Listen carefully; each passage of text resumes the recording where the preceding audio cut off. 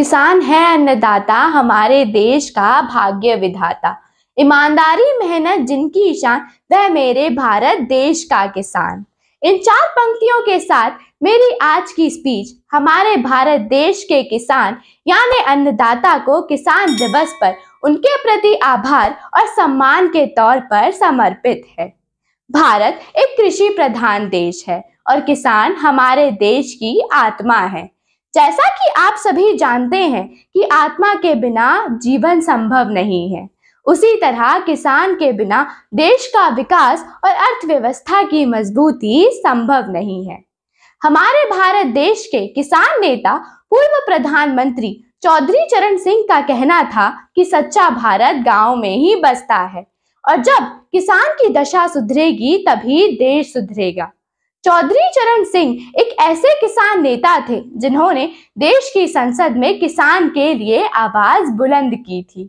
उनके किसान के हित में कार्यों को देखते हुए 23 दिसंबर उनकी जन्म जयंती पर हम सब किसान दिवस मनाते हैं।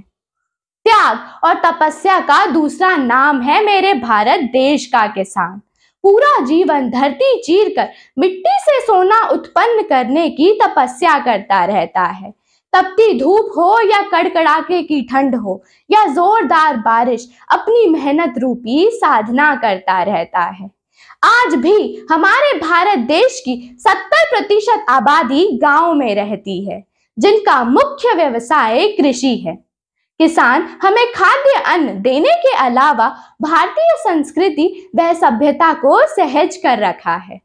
किसान की कृषि शक्ति ही उनकी भक्ति है। कहूं तो किसान आज के आधुनिक भारत के विष्णु भगवान हैं, परंतु विडंबना यह है कि भारत का अन्नदाता होने के बावजूद भी उन्हें उनकी मेहनत का उचित फल नहीं मिलता। समय पर बारिश ना होना, अकाल पड़ना, प्राकृतिक आपदाओं का सामना करना पड़ता है।